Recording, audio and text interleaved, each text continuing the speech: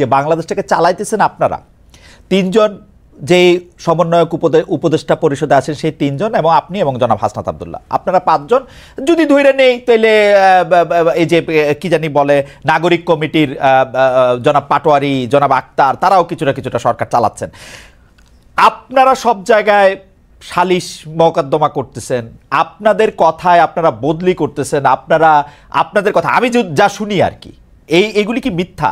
মানে উপদেষ্টাদের মধ্যেও অনেকে এইটি দেখতেছেন যে আপনারা যেটা বলতেছেন, আপনারা যেদিকে যাইতেছেন দেশটা সেদিকেই যাচ্ছে। ব্যাপারটা এরকম না। পারসেপশনে আমরা দেখতে পাচ্ছি যে আপনারা রাজনৈতিক দল করবেন, রাজনৈতিক দল করার জন্য আপনাদের টাকা দরকার হবে। বিভিন্ন জায়গা থেকে আপনাদের টাকার অন্য রাজনৈতিক দলগুলোর সাথে যদি আপনাদের মাঠে মোকাবেলা করতে হয় তাহলে আপনাদের টাকা লাগবে। টাকা লাগার জন্য আপনারা বিভিন্ন জায়গা থেকে চাঁদা নিচ্ছেন। কখনো সেই চাঁদা গাড়ি হয়ে আসছে, কখনো সেই চাঁদা বাড়ি হয়ে আসছে, কখনো রূপায়ণ টায়ার আপনাদের অফিস হয়ে আসছে, কখনো আপনার কম্বল হয়ে আসছে সার্জিস, কখনো আসিফ মাহমুদের হেলিকপ্টার হয়ে আসছে।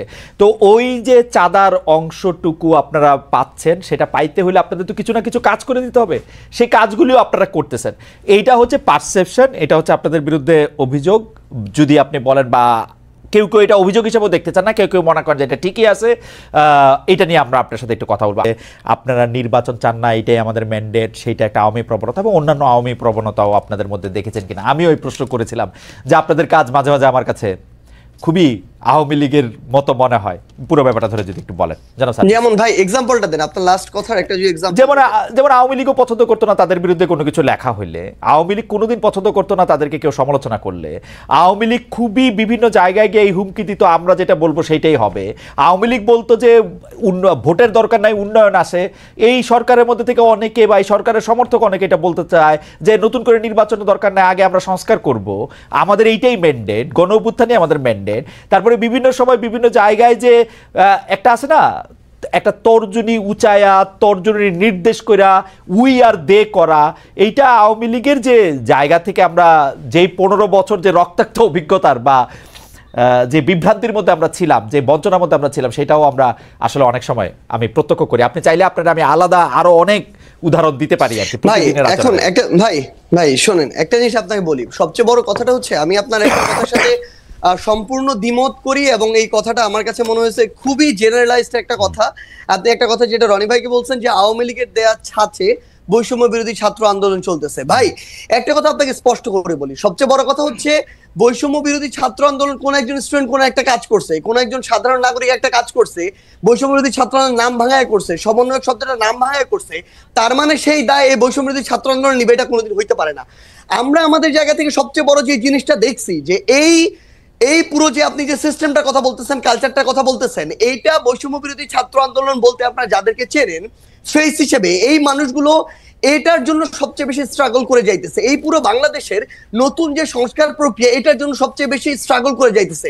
কোন জায়গাটা থেকে আসলে এই যে বাংলাদেশে বিগত 16 বছরে এই যে একটা কালচার এস্টাবলিশ করে দেওয়া হয়েছে, মানুষের রন্ধ্রে রন্ধ্রে এই যে বিভিন্ন তোষামোদি, কালপ্রিটগিরি বিহেভিয়ার গুলো ঢুকে গেছে, এই যে বিভিন্ন রকম অপকর্মের সাথে জড়িত হওয়ার প্রবণতা ঢুকে গেছে, ব্যক্তি স্বার্থ এই যে চিন্তা করার যে প্রবণতা ঢুকে গেছে, মানুষ সামগ্রিকভাবে কালেকটিভলি এই জায়গাটা থেকে এখনো বের হইতে পারতেছে না।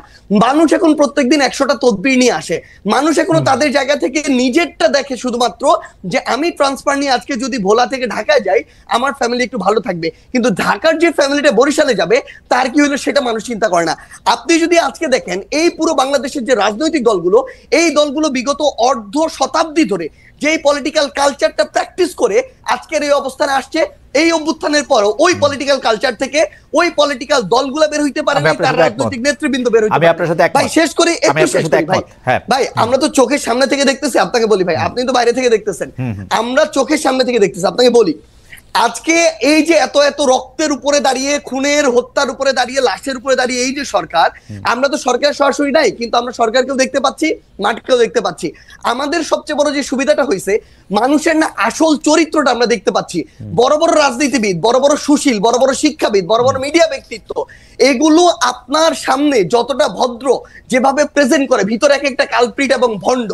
এরা ভিতরে ভিতরে নেগোসিয়েশন করে, ভিতরে ভিতরে এরা তদবির করে, ভিতরে ভিতরে এরা আগের কালচারটা এস্টাবলিশ করার জন্য মাঠে তাদের ছেলেদেরকে পাঠায় চাঁদাবাজি করে, উপরে এসে বলে কে ওখানে চাঁদাবাজি করতে গেছে। এই যে রাজনৈতিক দলের বড় বড় যে নেতাকর্মীগুলো, তারা যদি মাঠ পর্যায়ে বাংলাদেশের বড় রাজনৈতিক দলগুলো সহযোগিতা না করে, তাদের যারা কর্মী তাদেরকে তলে তলে ওই ভিতরে পাঠায়, আবার উপরে উপরে আজকে আপনি দেখেন কেন আওয়ামী লীগের বিচার হইতেছে না। আওয়ামী লীগের বড় বড় নেতা কর্মীগুলোকে শেল্টার দিয়ে রাখছে। আমি বলি জেলা আওয়ামী লীগের সাধারণ সম্পাদক সভাপতিকে শেল্টার দিচ্ছে জেলার অন্য কোন বড় রাজনৈতিক দলের সভাপতি সাধারণ সম্পাদক। This is the bitter truth.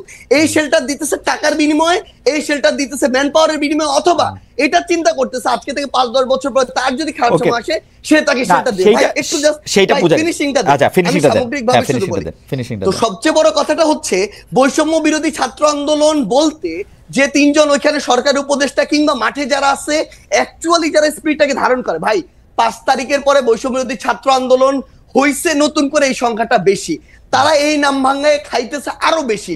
এবং এই মানুষগুলো থেকে শুরু করে অন্যান্য যারা আছে তারা যদি তাদের জায়গা থেকে যেটুকু সহযোগিতা করা দরকার, এরা শেখ হাসিনার বিরুদ্ধে যেভাবে সহযোগিতা করছে ওই সহযোগিতা যদি থাকতো বাংলাদেশ 6 মাসে প্রত্যাশার চেয়ে বেশি পরিবর্তন হইতো।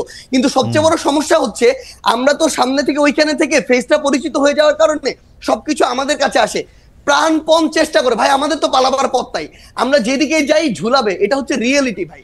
তো সবচেয়ে বড় কথা হচ্ছে আমরা আমাদের প্রাণপণ চেষ্টা করে যাচ্ছি এবং যাব, কিন্তু এই সামগ্রিক যে স্টেক হোল্ডার গুলো যেগুলো ফাংশন না করলে, হেল্প না করলে, ওয়ার্ক না করলে, ভাই শুধু একটু শেষ করেন।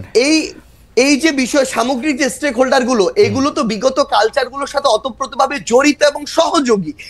এরা যদি এই কালচার থেকে বের না হয়, বৈষম্য বিরোধী ছাত্র আন্দোলন বলতে যাদেরকে চেনেন বা যারা আছে তারা তাদের জায়গা থেকে যতটুকুই কাজ করুক না কেন ওই কাজগুলো আওয়ামী লীগের মতো করে হয়ে যাচ্ছে। সাজিদ খুবই চমৎকার আপনি বলছেন।